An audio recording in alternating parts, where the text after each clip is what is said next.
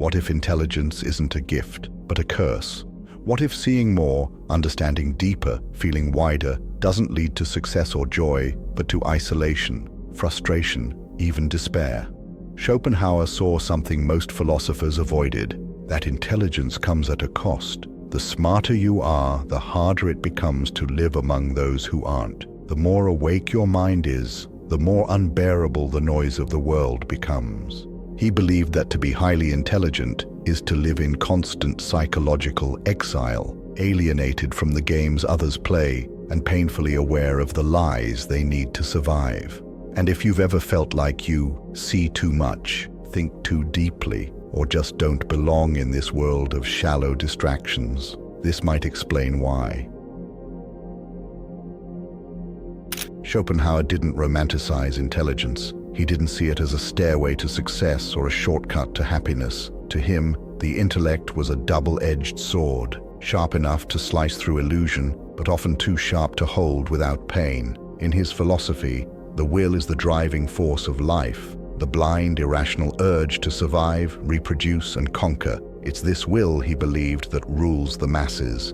But intelligence, by contrast, is what allows a person to observe, to reflect, to detach, to ask why. And in that detachment lies the root of suffering. Because when you're not fully consumed by blind impulse, you begin to notice things. You notice contradictions in society, hypocrisy in people, and pointlessness in endless ambition. You begin to feel separate. And that separateness, that ability to step outside of the herd, is what Schopenhauer believed causes both clarity and anguish.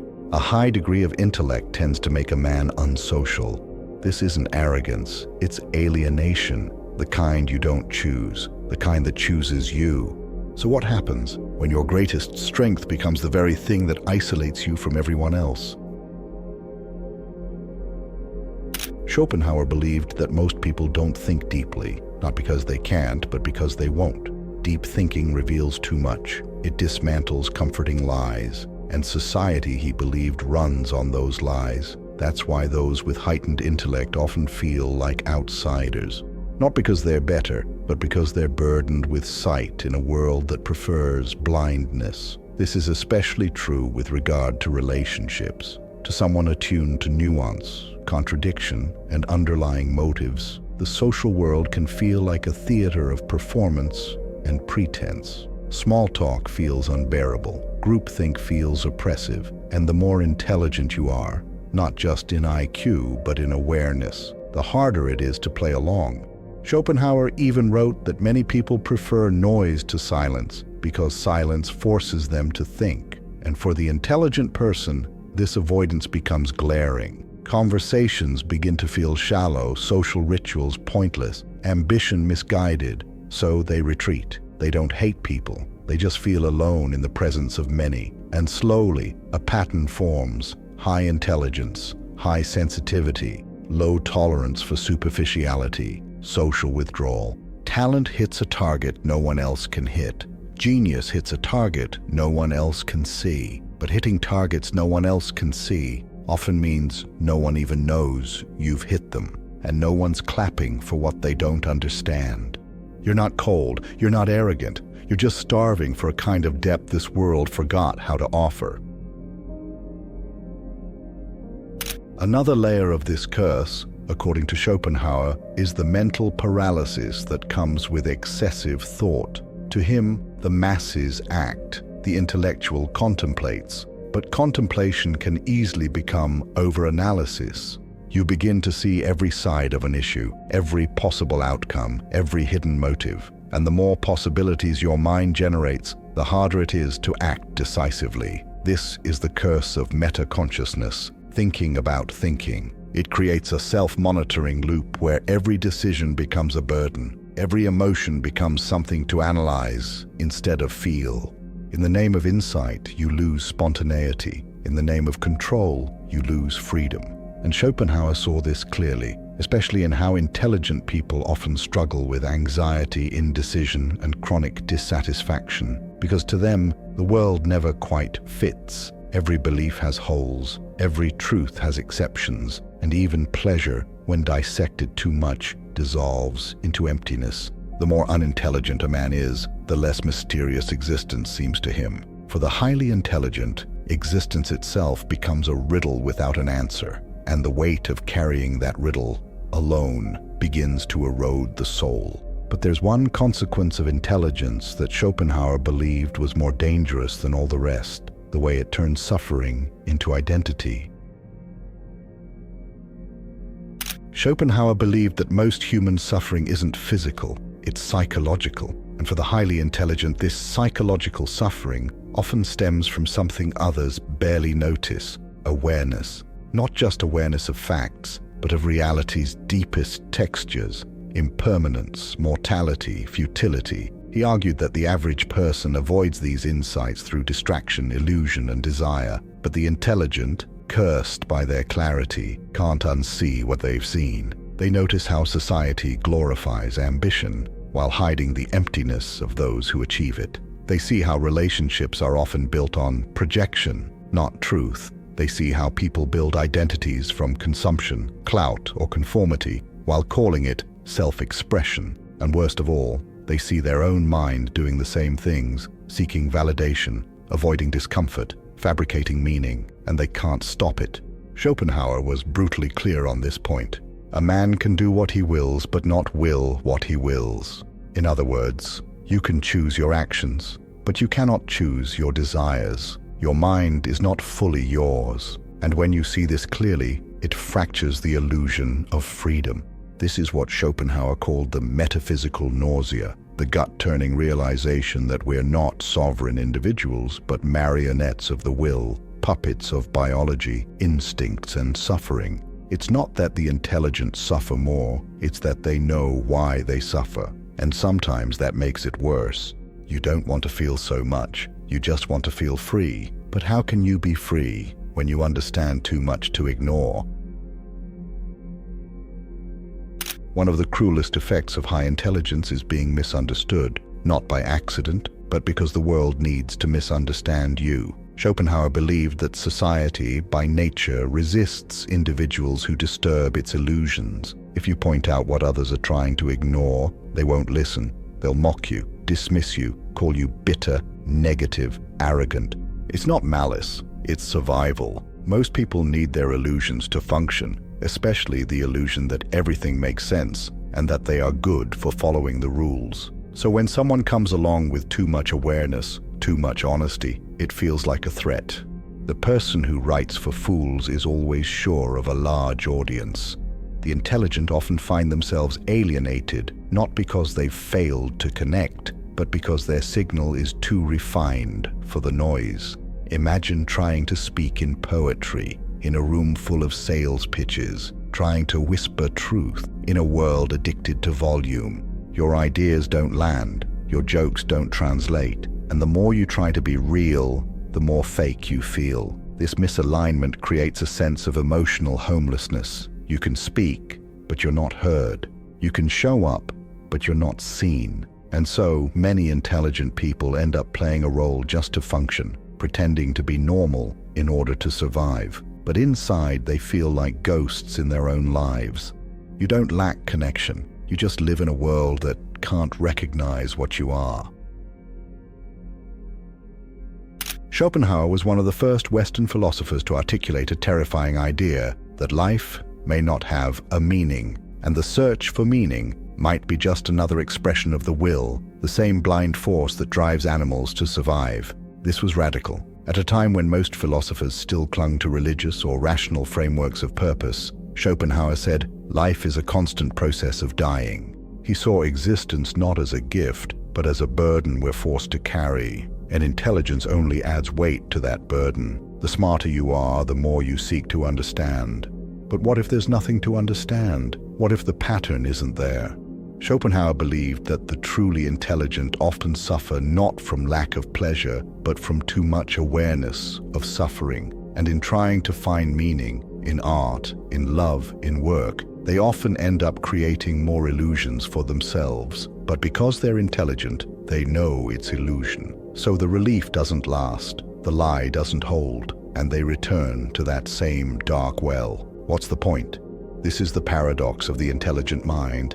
It can create beauty, but it can't always believe in it. It can see through lies, but can't always find truth. It craves connection, but is too aware of the fakeness in most social masks. It seeks joy, but notices the shadow of loss behind every bright moment. And in the end, that curse of seeing becomes a kind of quiet grief, a longing for simplicity in a world that no longer feels simple. And this is where many stop. But Schopenhauer didn't, because in his darkest insights, he found something else. For all his pessimism, Schopenhauer was not a nihilist. He believed there was one, and only one, path where the curse of intelligence could become a gift, aesthetic experience. Unlike desire, which ties us to suffering, beauty can momentarily lift us out of the blind will. In rare moments, while listening to a haunting melody, reading a line of poetry, staring into a painting, the intelligent person no longer thinks, calculates, or even suffers. They simply see. In that moment, awareness detaches from the ego. You're no longer a person wanting, striving, fearing. You are a witness to existence. It is only in the quietude of aesthetic contemplation that the will is silenced.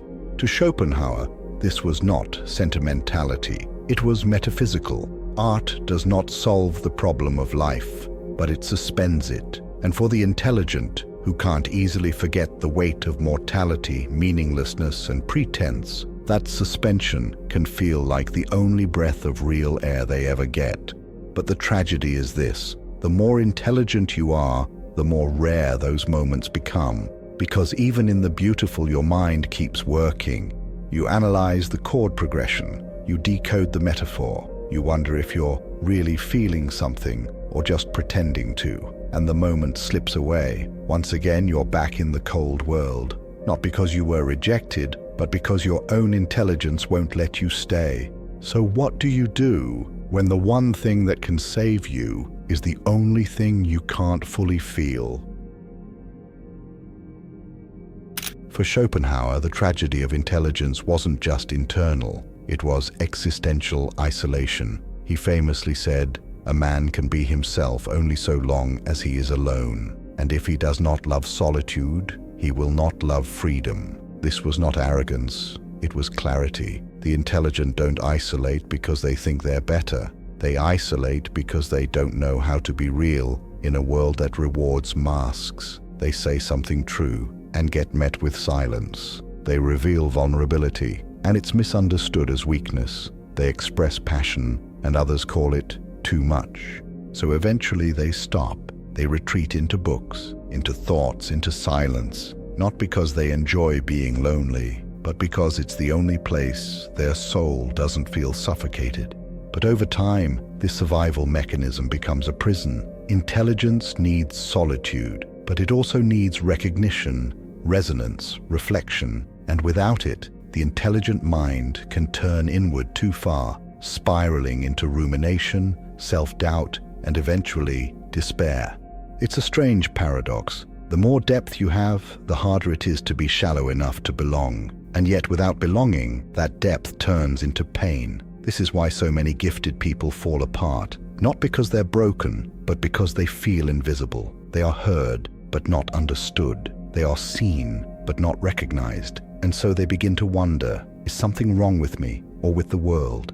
But Schopenhauer's final insight was something few expect, a kind of spiritual rebellion hidden beneath all the darkness. Because for him, the intelligent don't just suffer more, they also carry the seed of something rare and redemptive.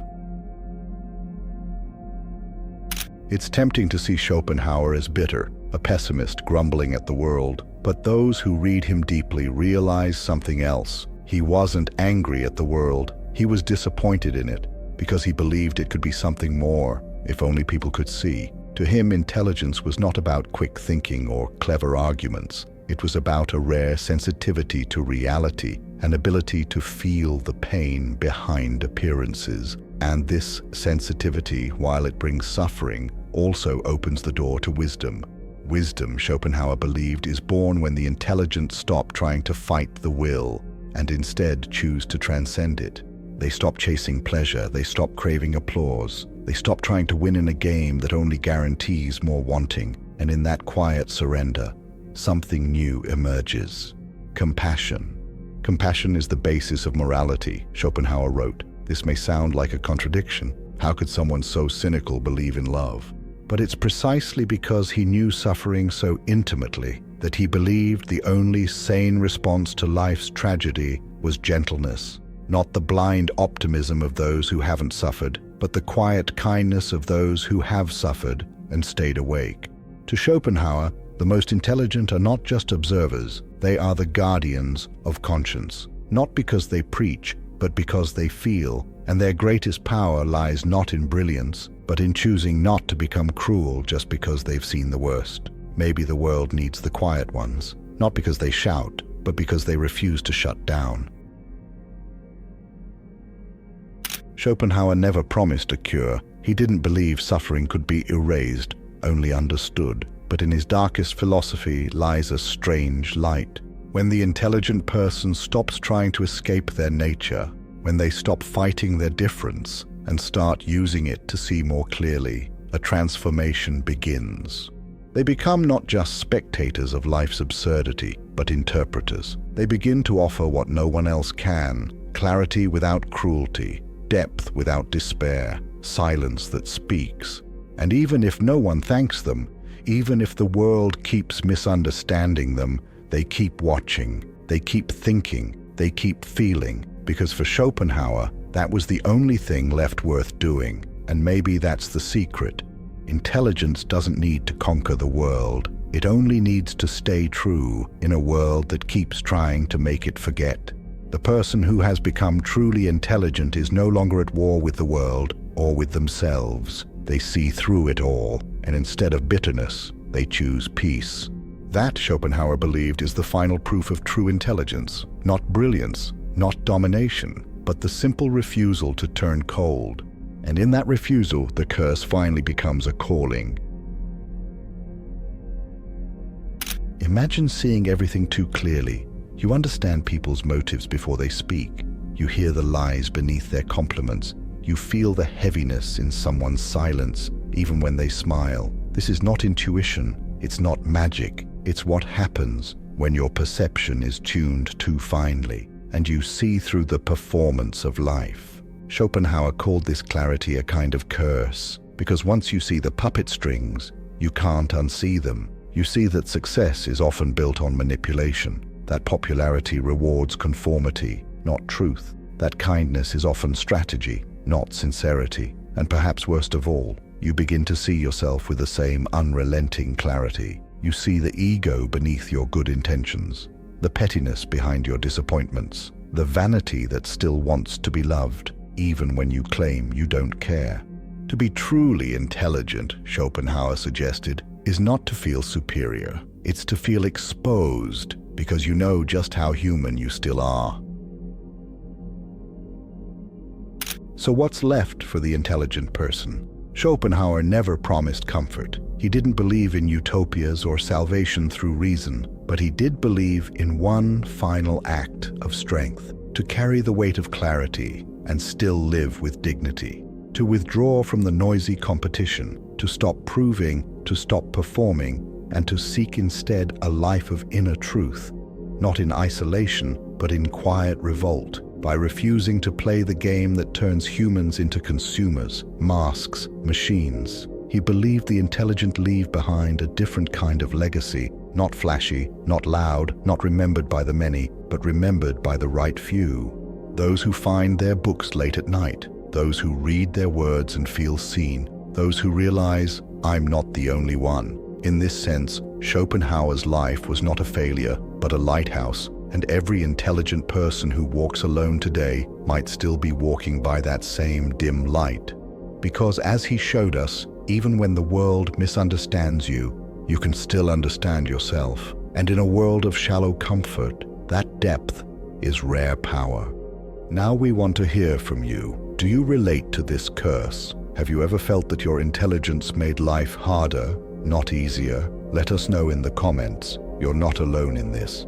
And if this message resonated, give the video a like. It helps this reach others who might need to hear it too. For more bold, soul-cutting psychology like this, join our community of people walking towards the light. Subscribe and click the notification bell to never miss new insights. Until next time, keep shining, not to be seen, but to see.